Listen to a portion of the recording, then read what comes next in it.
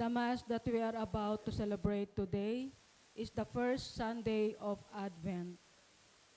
To you I lift up my soul, O my God. In you I have trusted. Let me not be put to shame, nor let my enemies exult over me, and let none who hope in you be put to shame. Our Mass presider is Reverend Father Emil Lim, SVD. Please all stand to join the choir for the entrance hymn.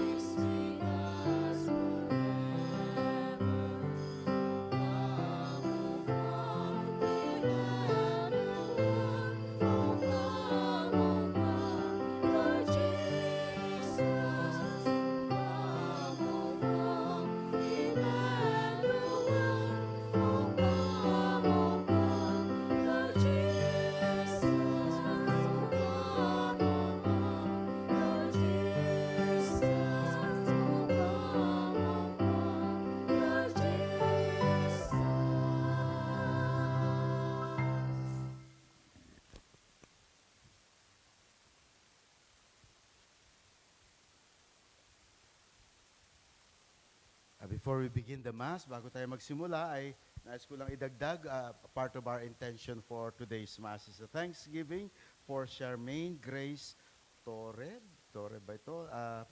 Na pumasa sa kanyang nursing board exam. At kasama na rin lahat ng inyong mga intensyon. At tayo magsisimula sa pamamagitan ng pagsisindi ng ating Advent wreath. No? Kaya, yes. Our help is in the name of the Lord who made heaven and earth. Yeah. Kaya ba? Yun. At palakpakan naman natin sa yes. Lord God, your church joyfully awaits the coming of its Savior who enlightens our hearts and dispels the darkness of ignorance and sin. Pour forth your blessings upon us as we light the candle of this wreath. May their light reflect the splendor of Christ, who is Lord forever and ever. Amen. As we begin our Advent pilgrimage, we already lighted the candle of hope. May it grant us the courage to hope, hope for the presence of God, hope for the peace, and hope for the promise of God. Amen. Amen. Grace to you and peace from God our Father and the Lord Jesus Christ. And with your your spirit. Today, we open a new liturgical year. Advent, which means coming, is a time of preparation for the Lord's coming as a child at Christmas, as the living Lord in our daily life, and as judge when he comes again at the end of the age. The gospel for this first Sunday of Advent invites us to be awake and be prepared. May we have this disposition as we start a new stage of our Advent pilgrimage. And so before we continue on, let us acknowledge our sins and ask God to forgive us. Have mercy on us, O Lord, for we have sinned against you. Show us, O Lord, your mercy and grant us your salvation. May Almighty God have mercy on us, forgive us our sins, and bring us to everlasting life. Amen.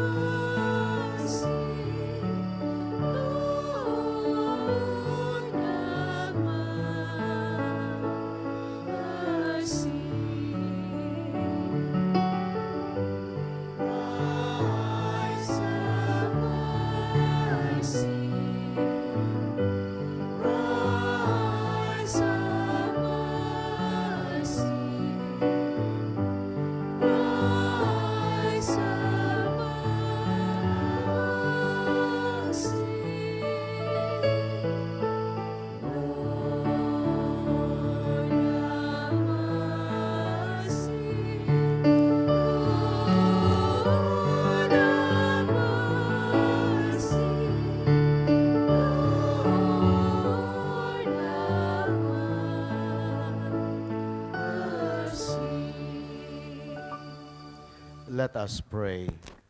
Grant your faithful, we pray, Almighty God, the resolve to run forth to meet your Christ with righteous deeds at his coming, so that gathered at his right hand, they may be worthy to possess the heavenly kingdom. Through our Lord Jesus Christ, your Son, who lives and reigns with you in the unity of the Holy Spirit, God forever and ever. Amen. Amen. Please be seated for the liturgy of the word. First reading. Isaiah prophesies about the messianic time when all peoples will come together in the Lord's name. At that time, wars will cease and there will be peace. A reading from the book of the prophet Isaiah. This is what Isaiah, son of Amos, saw concerning Judah and Jerusalem in days to come. The mountain of the Lord's house shall be established as the highest mountain and raised above the hills. All nations shall stream toward it. Many peoples shall come and say, Come, let us climb the Lord's mountain, to the house of the God of Jacob, that he may instruct us in his ways, and we may walk in his paths. For from Zion shall go forth instruction, and the word of the Lord from Jerusalem. He shall judge between the nation and impose terms on many peoples.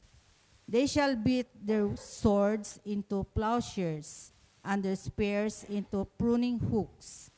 One nation shall not raise the sword against another, nor shall they train for war again. A house of Jacob, come, let us walk in the light of the Lord.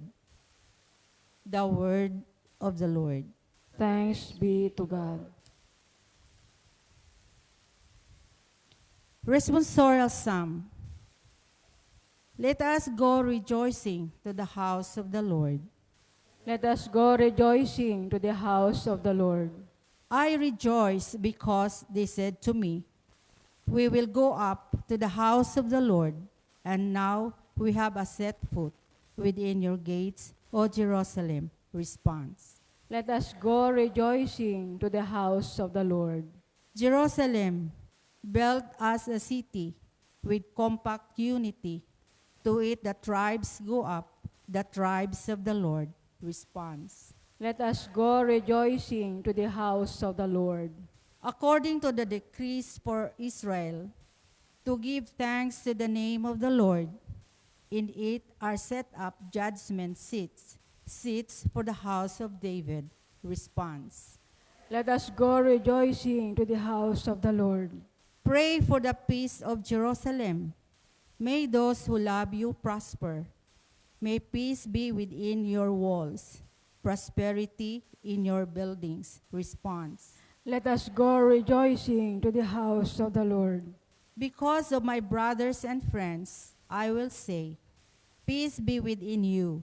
Because of the house of the Lord our God, I will pray for your good. Let us go rejoicing to the house of the Lord.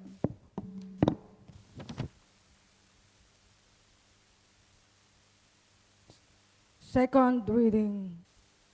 Now that they have professed faith in Christ, the believers are reminded by Paul that it is time to awake from slumber and live honorably as children of God. A reading from the second letter of St. Paul to the Romans. Brothers and sisters, you know the time. It is the hour now for you to awake from sleep. For our salvation is nearer now than we first believed. The night is advanced, the day is at hand. Let us then throw off the works of darkness and put on the armor of light. Let us conduct ourselves properly as in the day, not in orgies and drunkenness, not in promiscuity and lust, not in rivalry and jealousy, but put on the Lord Jesus Christ, and make no provision for the desires of the flesh. The word of the Lord. Thanks be to God. Please all stand to honor the Holy Gospel.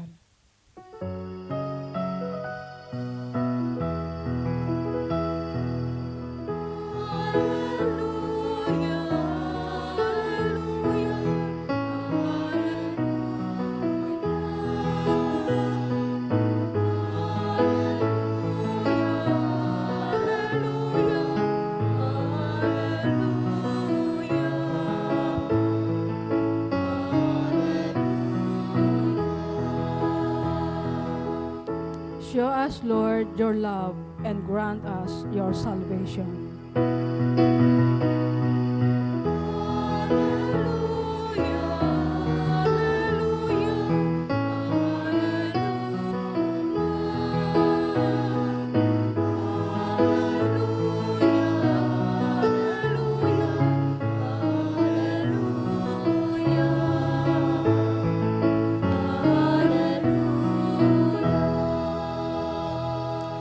The Lord be with you. And with your spirit. A reading from the Holy Gospel according to Matthew.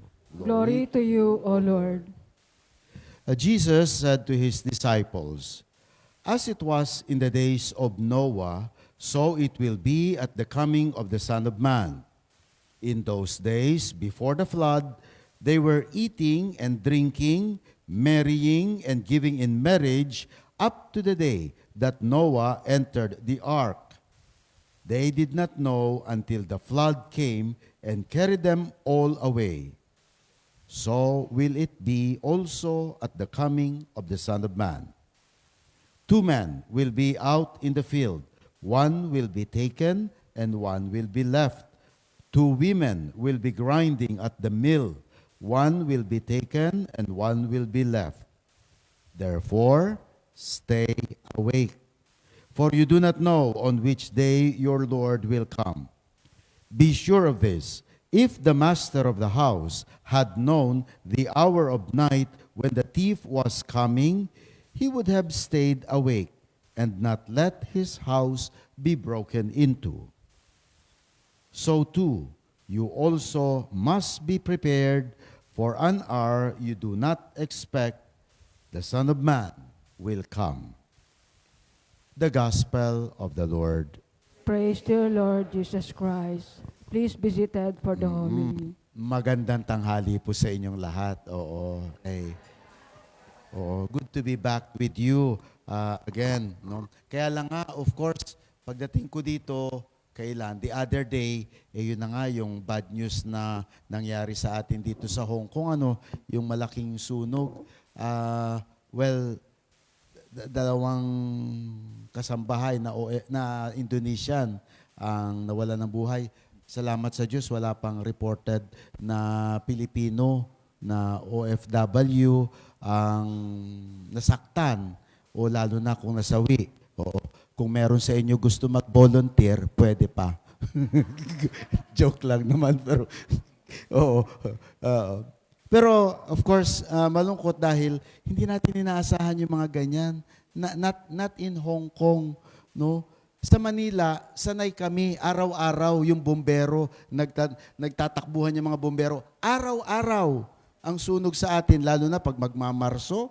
Nako, ay ang daming, parang normal na. May sunog na naman. Saan naman kaya yan? Kawawa naman. Tapos wala na. Kaya dito sa Hong Kong, pag magsunog ilang beses sa isang taon, malaking balita kasi hindi pangkaraniwan. Pero nangyayari pa rin. Kaya nga kailangan maging handa, kagaya ng mensahe ng ating ebanghelyo ngayon. Medyo may kalungkutan din, hindi lamang dahil dyan sa sunog, dahil mga ilang taong kilala natin ang lumisan na rin sa atin. Si Father Efren, biglaan din yun. Natagpuan na lang ata ng kanilang kasambahay sa kanilang kombento, no, na ayun na nga, wala nang buhay. You never know. Okay? Si Kuya Domeng. 'Di ba? So, kasama na sa panalangin natin sa misang ito, yung mga kakilala natin, malapit sa atin, kaibigan, na one day kasama, next day, wala na. Oo. Yun minsan ang malungkot na realization kapag Pasko, lalo na pag Pasko. Kasi yung Pasko, taon-taon dumarating sa atin. Pero hindi lahat ng Pasko pareho. Ha?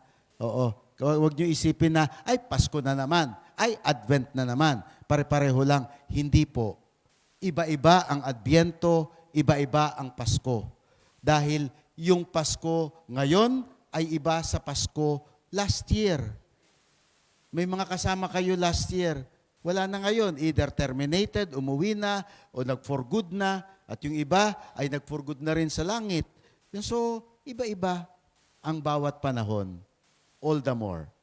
Tingnan nyo sabi sa Biblia, ang malakas na tao ay 70 years. 70 years lang ang bilang ng Old Testament. Pero 80 kung matibay-tibay ka, sabi sa Biblia. 70, 80. Sino na dito ang 50? At least honest kayo. Oo, at least honest. Ilan tayo na 60? Sama na ako doon. Puro mga joy yun ang gamit namin. Yung iba, wala pa kayong joyu, bo. Kami, dual citizenship na. Kaya nga, Now, kahit 50 o 60, bilangin mo nga. Sinasabi ng Biblia, 70 years old, average. Actually, sa statistics, ganun nga yun eh. 71 ata sa babae, basta mga 70 something ang average na Pilipino lifespan. Average. Kung 50 ka na ngayon, ibig sabihin, lampas ka na sa gitna. Nakita niyo ba yun? Wala kasing nagbibilang eh. No? Binibilang natin ang edad, hindi mo binibilang kung saan tayo malapit, sa kapanganakan o sa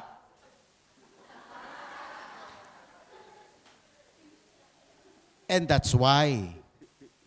Kahit kung iisipin mo yon, parang mapapahinto ka talaga. Oo. Kaya ngayon, Jubilee year. At patapos na ang Jubilee year. Kailan magtatapos ang Jubilee year? Forever and ever? Hindi. January 6 ata. January 6 sa Feast of the Epiphany. Feast of the Epiphany, yun yung ending na ng Jubilee year. And di ba ang Jubilee year is every ilang years? Hindi naman, 5 years. Every 25. Sige nga, makikita-kita pa ba tayo sa susunod na Jubilee year? Nakita ninyo? Kapag kinumpute mo yung mga ganon, ma-realize mo, nga no. Naku, kaya kung may kailangan ka pang gawin mo na. Kung ang Jubilee year is about reconciliation, ay makipag-reconcile ka na. No? Kung ang Jubilee year ay para mapalapit tayo sa Diyos, ay magpakalapit-lapit ka na. Dahil baka sana hindi pa, pero you never know. Dahil wala naman talagang naiiwan dito sa daigdig na ito. Wala. Pagpalagay natin, in 100 years from now, wala kahit isa sa atin dito ang andito pa. Wala. Such is life. And sa buhay na to, lahat ng mahalaga sa iyo, kukunin sa atin. Anong mahalaga? Yung bahay na pinagawa mo na, dahil sa mga sweldo natin, mga naipon natin dito, salamat sa Diyos, nakapagpundar ka, no, ng bahay na maganda. Sorry, kukunin din sa iyo yan. Nakatira ako sa taga Mindoro ko sa amin sa San Jose. Nung maliit ako, yung bahay namin kasi, yung bayan namin, may ilog yan sa gitna. No? Dito sa gitna, sa bayan, andyan ang simbahan. Dito sa kabila, San Roque, nandiyan ang airport, pa-airport, at lahat ng aalis nandun, including sementeryo. Lahat ng namamatay, saan dadalhin? Sa simbahan. Tapos saan ihahatid? Sa sementeryo. Ang bahay namin, malapit dyan sa tulay ng ilog. Kaya lahat ng inililibing, dumadaan dyan sa harap ng bahay namin. Kaya nung maliit ako, takot ako dyan. Pag narinig ko pa lang yung, Ave Maria, takbo na ako sa likodan yan. Ayoko makita ayoko makita ng punerarya. Oo, tsaka, pero lahat, dumadaan dyan. Pero kahit ayoko makita, sinisilip ko pa rin. At lahat na ng klase ng inilibing, nakita ko na. Merong simple lang, na binubuhat lang yung ataol, hindi nakasakay sa karosa. No? Meron naman nakasakay sa karosa at lahat ng tricycle ng bayan kasunod dahil mayaman yung inililibing. No? Pero sa lahat ng inilibing, kay mahirap o mayaman, wala akong nakitang sumunod yung kalabaw nila. Wala akong nakitang sumunod yung malaking bahay nila. Wala akong nakitang sumunod ang kanilang bukirin. Lahat ng ari-arian, lahat ng mahalaga, lahat ng pinagpaguran niya, iiwanan niya. Para lang we get the context. And that's why, pag narinig natin sa unang ebanghelyo ng unang linggo ng Adbyento, stay away, be prepared. Hindi lang yan sabi-sabi. Malalim ang kahulugan niyan. Dahil nakita natin ang realidad ng buhay na gaano man mukhang mahaba, no? Dahil aabutin na tayo ng 80 sa awa ng Diyos, o sana umabot pa ng 90, o kaya kahit 100, no? Kung wala kang bisyo, kung hindi tayo masyado overweight, wala tayong issue sa health, ay sana umabot ng 100. No? Baka matanggap nyo pa yung 100,000. At least, kahit sa 100,000, pagsikapan ninyong umabot ng 100. Babaw talaga ng kaligayahan ng mga Pilipino. 100,000. Sige, 100. But even then, maiksi pa rin ang buhay. Kaya all the more awake. Now, dito sa pagiging awake, no, at pagiging handa, ay ang favorite na story ko dyan, kahit nasa Pilipinas na ako, ang kwento ko palagi dyan, tungkol dito sa Hong Kong eh. Kwento ng mga OFW. Kasi nung dati nagmimisa pa ako sa Annunciation Church. Saan ang Annunciation Church? Sa Chunwan. Oo. Nung nagmimisa pa ako doon, umaga at saka Sabado ng gabi, minsan, Advent, may nagsabi din sa akin niya na, dapat handa tayo palagi. No? Sabi nung isang OFW, pagkatapos ng misa, nga Father, alam mo, nangyari nga ho sa akin yan eh. Dalawa lang kami ng amo ko sa bahay. Dalawa lang. Kasi yung amo ko, medyo matandang dalaga na. No? Sabi ko, mag-ingat ka, baka mahawa ka. So, dalawa lang sila. Pero dahil single nga lang yung kanyang amo, ay madaming pera, may issue tong amo niya. Alam mong issue? Shopaholic. Di ba alam niyo shopaholic, no? Wala nang ibang ginawa kung hindi shopping lang ng shopping. Yun yung addiction niya. Addict siya sa pagbibili ng kahit na anong bagay, kahit hindi niya ginagamit. Kaya dun sa bahay niya ay puro mga balot ng mga, mga mamahalin dyan. No, yung nabibili mo dyan sa Chimsachoy, na mga mamahaling lahat nakabag pa. Binibili lang, pero hindi binubuksan at hindi rin ginagamit. So nakalatag lang dun sa kanyang bedroom. Inaayos niya lang palagi nitong ating kapwa OFW natin. Inaayos niya lang yun everyday. Minsan isang araw, sabi niya, alam mo Father, nung pumasok na yun sa trabaho yung amo ko, ay di ako maglilinis, mag-aayos doon sa kwarto niya. Naisip ko lang, ano bang mga laman nitong mga ito na hindi naman binubuksan? Pinakialaman. Pinakialaman. Sinilip niya. Sabi niya, parang magandang damit to. Sabi, makita nga, oo, edi tinanggal niya doon sa bag, no? Blouse. Oo. Sabi niya, blouse. Oo, yung Nung binuksan niya ng ganyan, alam ko kung anong kulay, pagpalagay na lang nating pulang blouse na mamahalin, na maganda. Di inano niya ng ganyan. Sabi niya, parang pareho kami ng size. Kaya na nga. Kaya yung tukso, pag pinagbigyan mo ang tukso, magsusunod-sunod na yan. Oo. So ano ang susunod na tukso? Isukat. Nung sinukat niya na, no? Di binuksan niya at isinusukat niya. Hindi niya alam, yung amo niya, may nakalimutan pala. Kaya habang sinusukat niya, yung amo niya, papasok na uli ng lobby ng building. Hindi niya alam. Oo. So nung sinusukat niya ng ganyan, at sabi niya, may kulang. Sabi, hindi naman maganda kapag wala kang sapatos. Kaya tumingin siya sa iba. Baka may sapatos dito. May nakita nga siya, maganda ring sapatos. Parang pareho pa rin sila ng size. So, kaya sinubukan niya yung sapatos at habang ikinakabit niya yung sapatos, yung amo niya nasa elevator na. Kaya nung naisuot niya na lahat, kulang na lang siya ng make-up, no? Buti na lang hindi niya wala na siyang panahon mag-make-up dahil nung tumingin siya sa salamin, merong tao sa likuran. At sino ang nakatalikod? Sino nakatayo sa likuran? Ay, si amo. Sabi sa kanya ng amo niya, kwento niya lang naman sabi ng amo niya, what are you doing? Naku ma'am, hindi mo na maano. Yung pulang damit, magkasing kulay na sila ng damit sa kahihiyan. Namumula na rin siya sa hiya at sa takot na, nako, mukhang masisigurado nating mateterminate ka dito kung hindi ka pa i-report sa pulis. No? So, ayan na nga. Akala niya, wala na, mamayang hapon pa darating. Suddenly, andyan na yung kanyang amo sa likuran. No? Naku, kaya mag-ingat-ingat tayo sa mga ganyan. Ano sa tingin ninyong mangyayari sa kanya?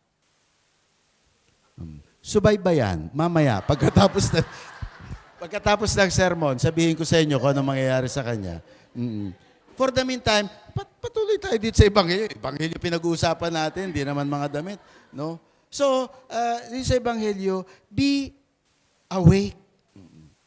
Hindi ko pa nagamit ito na pero na-realize ko lang, alam mo kung anong magandang example, daily reminder ng Advent to stay awake? Yung inyong alarm clock. Every morning. Gumagamit ba kayo ng alarm clock? O hinihintay din yung masigawan kayo bago kayo gumigising? Ha? Si ba ina-alarm clock? Ano ang mensahe ng alarm clock kapag tumunog? Oo. Di ba? Gising na. Tama na ang tulog. Gising na dahil araw na ito. Dapat gumagawa na tayo. Di po ba yan ang message ng Advent? So, ngayong Adbyento, tingnan ninyong mabuti yung inyong mga alarm clock. Kung inis na kayo dahil lagi kayo ginigising, itapon mo kaya sa bintana.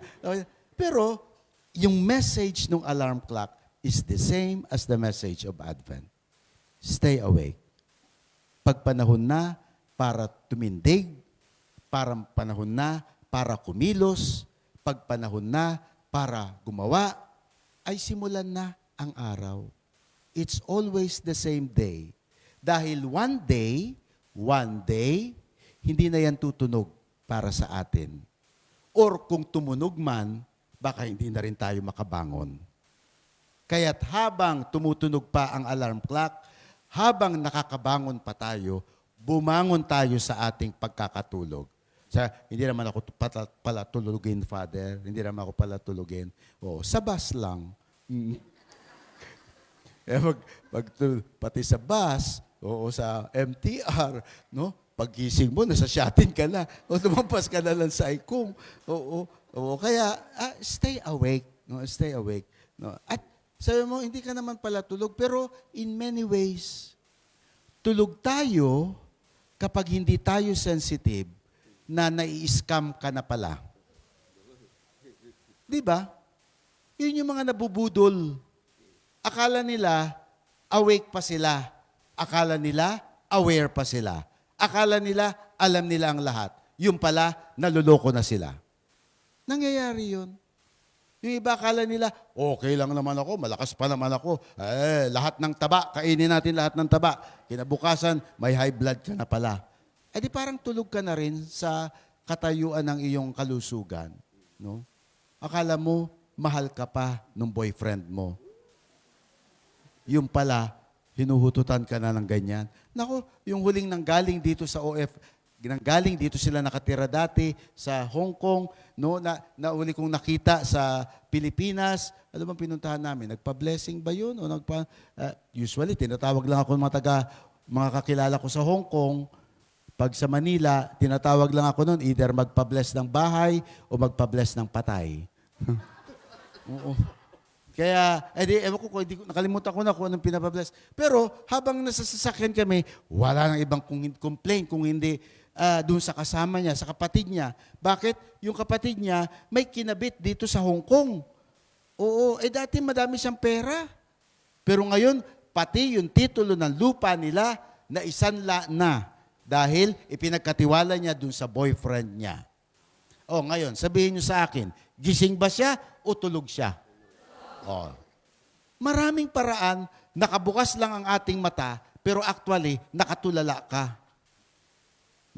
Walang pinagkaiba doon sa, pagtanghali, habang naghuhugas ka ng plato, ang layo ng tingin mo, no? Sige lang ang gripo, pero dahil ang utak mo nasa Pilipinas na, ano naman kaya pinaggagawa ng mga anak ko? Humihingi na naman, kahihingi lang nito nung isang linggo, ngayon humihingi na naman.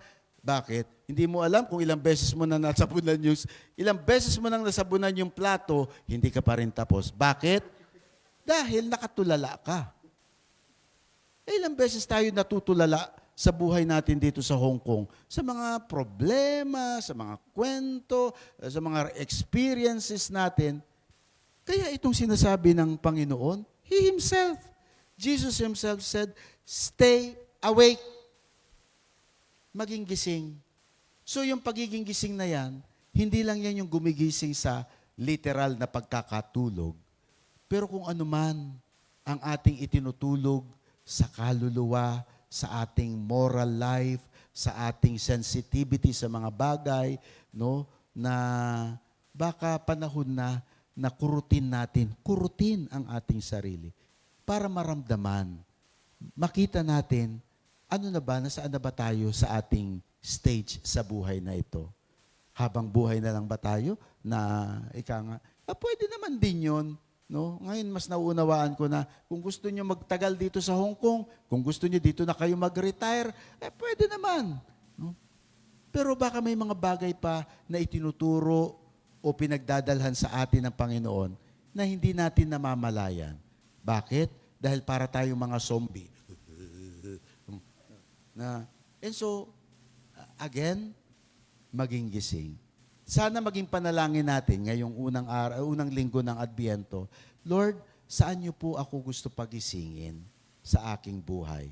Buhay sa aking praktikal, buhay pamilya, o buhay pang-espiritual? Lord, saan nga po ba ako dapat gumising sa aking pagkakatulog? At nawa, kung makita natin yon, then prepare. Isa pang homily ang pagiging prepare na yan. No? Pero next time na lang. Okay? Okay. Yung kwento, ayaw niyo ituloy? Ano nangyari sa tingin ninyo? Tinerminate sa kanya? Yes. Oo.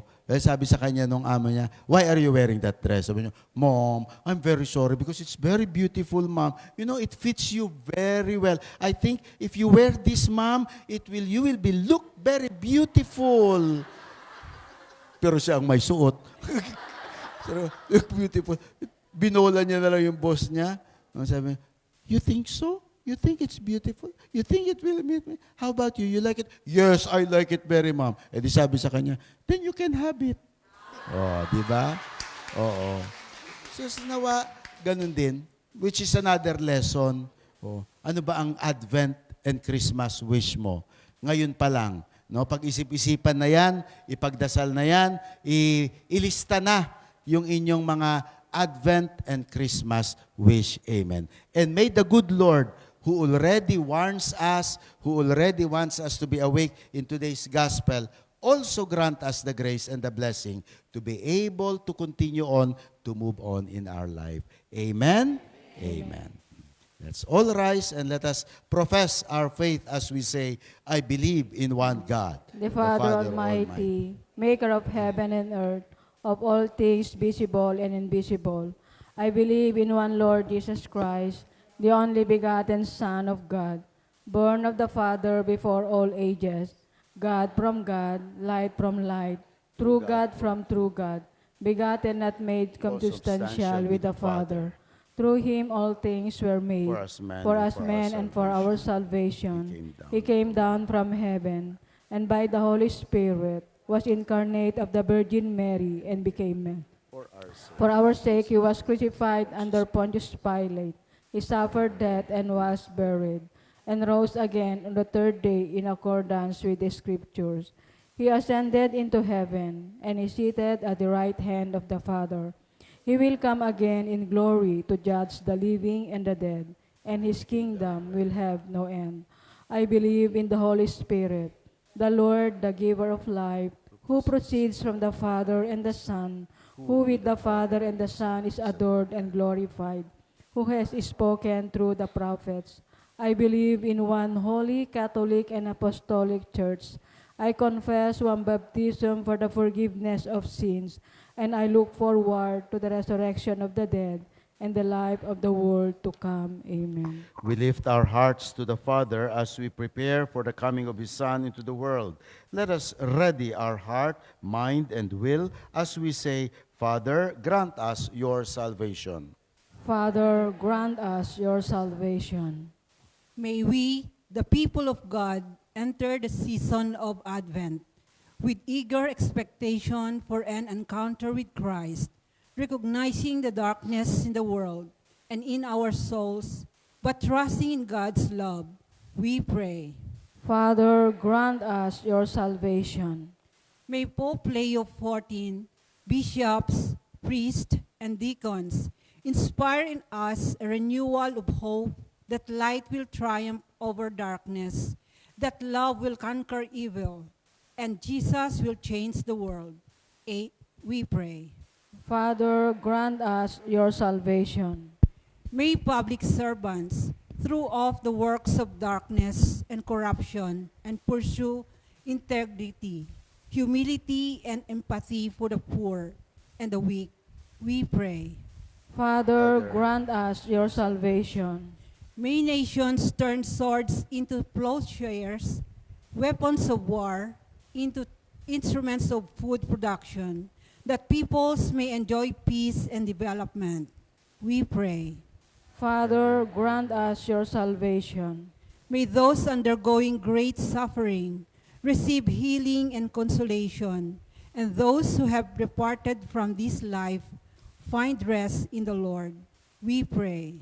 Father, grant us your salvation. Let us pray for the urgent concerns of our community and our personal intentions. We pray in a special way for the soul of Father Efren, who have served our Filipino community here in Hong Kong for many years, and also for the soul of Kuya Domeng, and also the victims of the fire. And since patapos na po ang November, ang mga kaluluwa na ating pinagdarasal ngayong buwan ng November, naway pagkaloob sa kanila ng Panginoon ang katahimikan at kapayapaan sa at gantimpala na pinagkakaloob ng Panginoon sa kanyang kalangitan. Let us pray to the Lord. Father, grant us your salvation. God our Father, dismiss distress from hearts as we prepare for the coming of your salvation through Christ our Lord. Amen. Amen. Please be seated for the liturgy of the Eucharist, presentation of the gifts.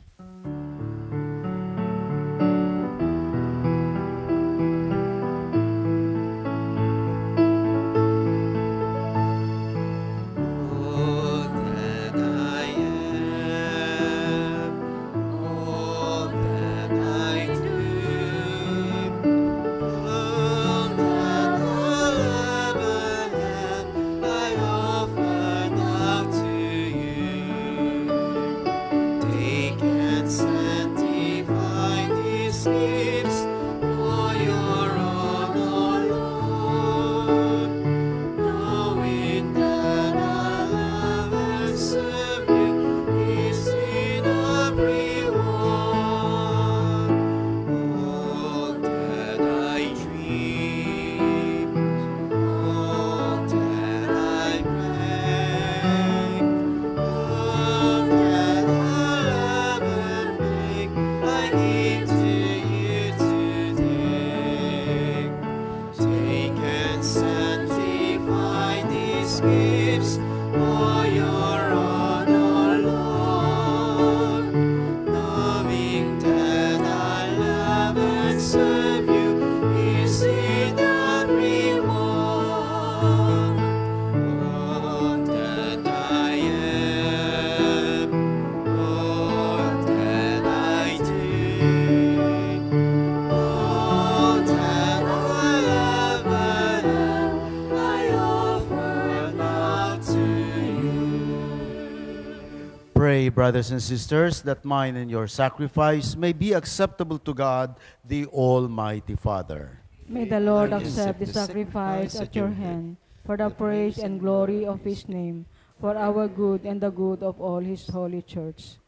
Accept, we pray, O Lord, these offerings we make, gathered from among your gifts to us, and may what you grant us to celebrate devoutly here below, gain for us the prize of eternal redemption. Through Christ our Lord. Amen. Amen. The Lord be with you. And with your spirit. Lift up your hearts. We lift them up to the Lord. Let us give thanks to the Lord our God. It is right and just. It is truly right and just, our duty and our salvation, always and everywhere, to give you thanks, Lord, Holy Father, Almighty and eternal God, through Christ our Lord. For he assumed at his first coming the lowliness of human flesh, and so fulfilled the design you formed long ago and opened for us the way to eternal salvation, that when he comes again in glory and majesty, and all is at last made manifest, we who watch for that day may inherit the great promise in which now we dare to hope. And so with angels and archangels, with thrones and dominions, and with all the hosts and powers of heaven, we sing the hymn of your glory, as without end we acclaim.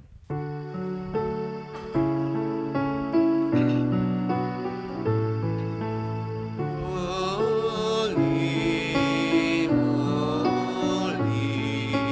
holy Lord God of hosts, heaven and earth are full of your glory. Hosanna, Hosanna, Hosanna in the highest. Blessed is he who comes in the name of the Lord. Hosanna, Hosanna, Hosanna in the highest. Please kneel. You are indeed holy, O Lord, the fount of all holiness. Make holy, therefore, these gifts, we pray, by sending down your Spirit upon them like the dewfall, so that they may become for us the body and blood of our Lord Jesus Christ. At the time he was betrayed and entered willingly into his passion, he took bread and giving thanks, broke it and gave it to his disciples, saying, "Take this, all of you, and eat of it. For this is my body, which will be given up for you."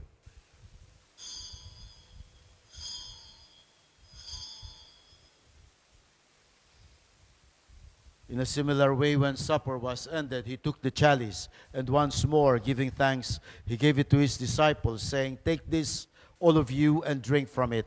For this is the chalice of my blood, the blood of the new and eternal covenant, which will be poured out for you and for many, for the forgiveness of sins. Do this in memory of me."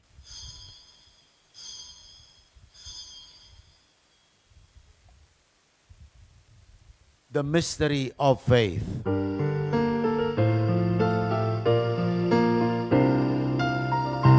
We proclaim your death, O Lord, and profess your resurrection until you come again.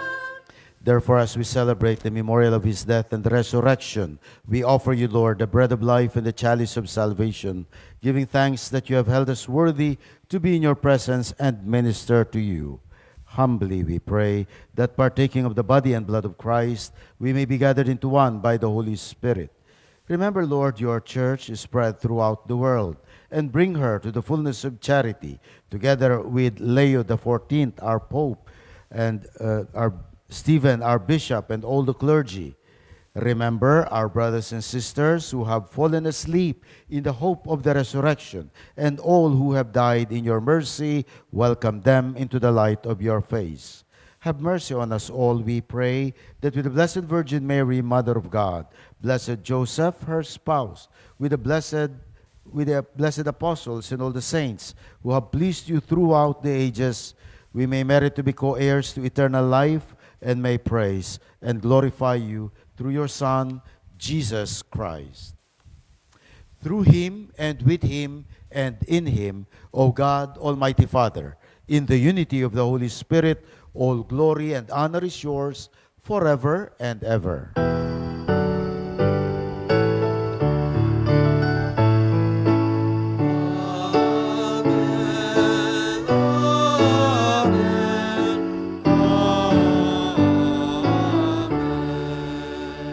At the Savior's command and formed by divine teachings, we dare to pray.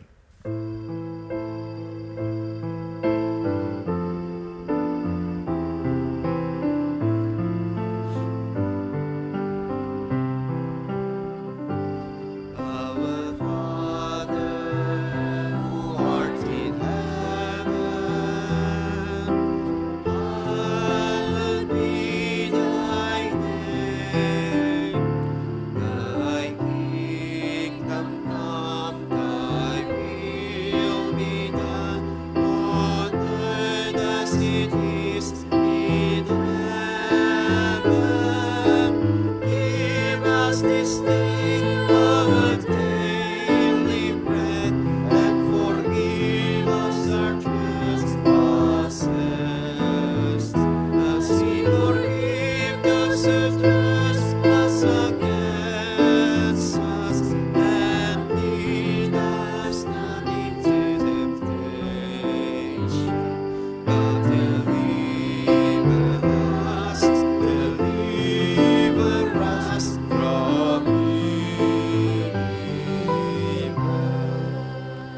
Deliver us, Lord, we pray, from every evil. Graciously grant peace in our days, that by the help of your mercy we may be always free from sin and safe from all distress, as we await the blessed hope and the coming of our Savior, Jesus Christ. For the kingdom, the power, and the glory are yours now and forever. Lord Jesus Christ, who said to your apostles, "Peace I leave you, my peace I give you." Lord, look not on our sins, but on the faith of your church, and graciously grant her peace and unity in accordance with your will, who live and reign forever and ever. Amen. The Amen. peace of the Lord be with you always. And with your Let spirit. us offer each other the sign of peace. Peace to everyone. Peace to you. Peace to you. Peace.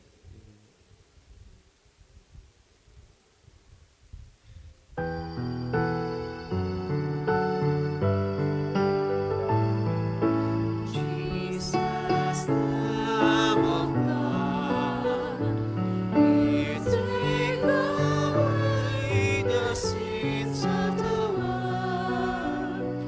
Have mercy on us.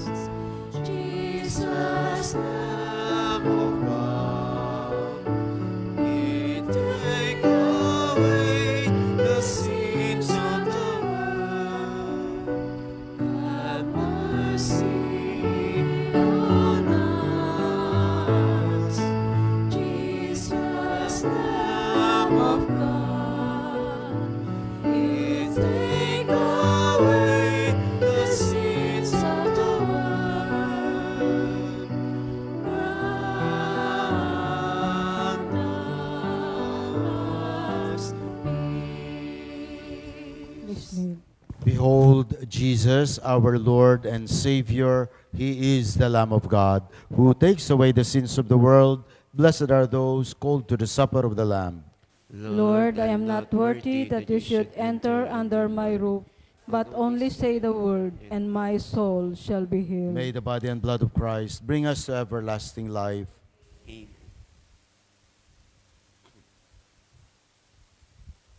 Communion Antiphon. The Lord will bestow His bounty, and our earth shall yield its increase.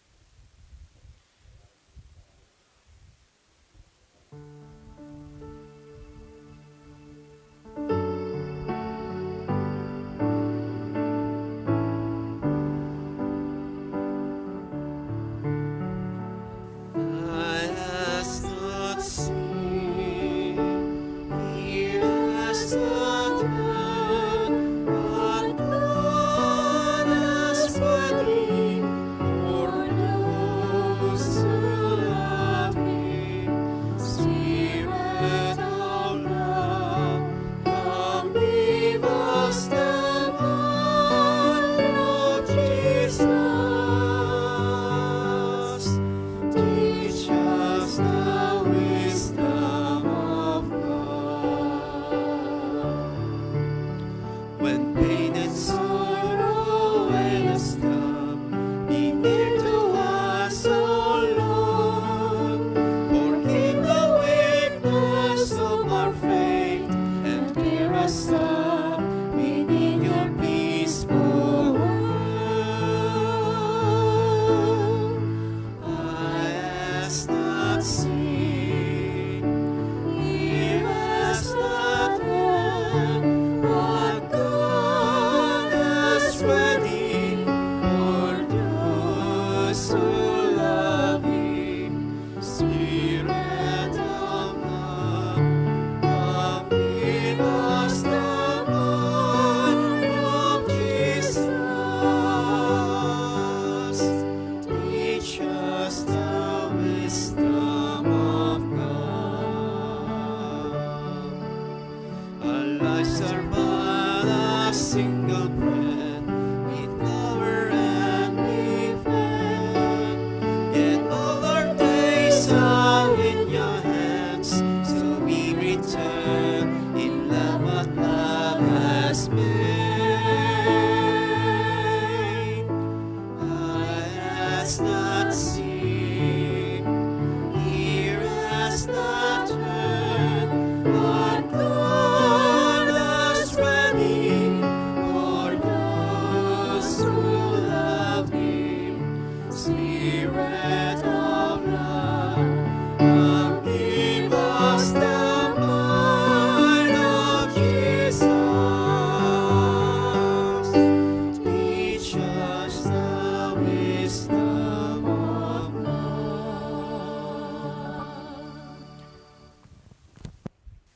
Let us pray. May these mysteries, O Lord, in which we have participated, profit us, we pray. For even now, as we walk amid passing things, you teach us by them to love the things of heaven and hold fast to what endures. Through Christ our Lord. Amen. The Jubilee Prayer, Pilgrims of Hope. Father in heaven, may the faith you have given us in your Son, Jesus Christ, our brother, and the flame of charity enkindled in our hearts by the Holy Spirit, reawaken in us the blessed hope for the coming of your kingdom. May your grace transform us into tireless cultivators of the seeds of the gospel. May those seeds transform from within both humanity and the whole cosmos in the sure expectation of a new heaven and a new earth, when with the powers of evil vanquish, your glory will shine eternally. May the grace of the Jubilee reawaken in us pilgrims of hope, a yearning for the treasures of heaven. May that same grace spread the joy and peace of our Redeemer throughout the earth. To you, our God, eternally blessed, be glory and praise forever. Amen. Before we receive the final blessing, let us give thanks to Yahweh El Shaddai for all the graces we received in this Holy Mass. And thank you, Father Emil, for celebrating the Mass with us today. Maraming salamat din po sa inyo. Ano ko pa yung kay project ni Father J, ano po, yung kanyang calendar? Meron ba? Oo, meron naman. Oo, kasi first Sunday ng Advent ay New Year din ng ating liturgical year. Ha? Oo, kaya si Brother Willie na lang magkakatikay sa inyo anong kahulugan ng first Advent, New Year, New Liturgical Year. No? Baka sila brother na rin mag-explain bakit tayo may liturgical year sa buong taon. No? Yung guide natin dyan, yung maliit na calendar ni Father J. Maganda pa rin yun. I think even now, it's still very useful yung calendar na yan. Every day, may mga readings, may susulat ka rin doon. Oo, nasigawan na naman ako. Yung ganyan. Oo, kung ilan lang inire-repeat mo, sinusulat mo na doon. So yung mga ganung bagay. And of course, yung word in other words na reflections, no? 2026. Yeah. Ewan ko kung kasama pa doon si Father Lino. Tatandaan si Father Lino eh. So wala na rin siya. First Christmas na hindi na natin kapiling si Father Lino. Tingin ko may reflection pa siya doon kung nakapag-submit siya. No, okay. So, yung mga bagay na yun. Any other announcements? Wala naman. Wala na, okay. The Lord be with you. And with your spirit. Bow your heads for God's blessing. May the Almighty and merciful God, by whose grace you have placed your faith in the first coming of His only begotten Son and yearn for His coming again, sanctify you by the radiance of Christ's advent and enrich you with His blessing. Amen. As you run the race of this present life, may He make you firm in faith, joyful in hope, and active in charity. Amen. So that rejoicing now with devotion at the Redeemer's coming in the flesh, you may be endowed with a rich reward of eternal life when He comes again in majesty. Amen. And may the Almighty God bless you and your loved ones, your families, keep you always safe and your family from all evil, from all danger, and from all sickness. And may the Lord continue to bless you every Advent, every Christmas, and every day. In the name of the Father, of the Son, and of the Holy Spirit. Amen. Amen. Our Mass has been offered. Go in peace. Thanks. Thanks be to God.